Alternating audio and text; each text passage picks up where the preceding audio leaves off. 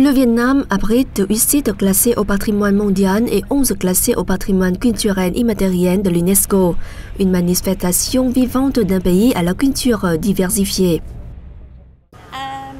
Le Vietnam dispose de plus de 3000 km de côtes, des milliers d'îles et d'îlots ainsi que des plages immaculées. Cependant, la contribution du secteur du tourisme au PIB est inférieure à 7%. Quelles en sont les raisons ?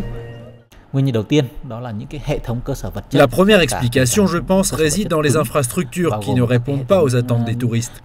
Du coup, les visiteurs aiment venir ici, mais pas pour de longs séjours.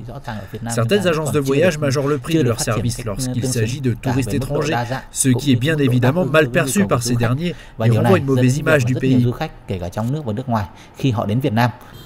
Les prix des produits et des services de qualité sont également une préoccupation pour les visiteurs lorsqu'ils se rendent au Vietnam. Les panneaux de signalisation devraient être en vietnamien et en anglais.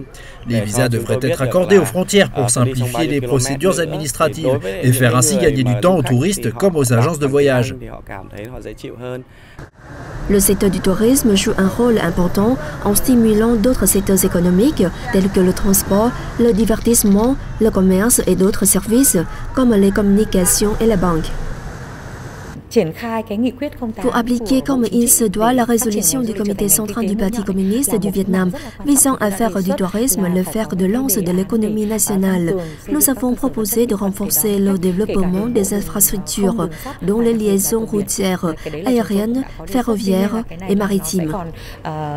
Le secteur du tourisme nourrit beaucoup d'ambition. S'il veut qu'elle se concrétise, il doit répondre aux exigences du marché et s'adapter aux changements socio-économiques et politiques dans le pays et à l'étranger.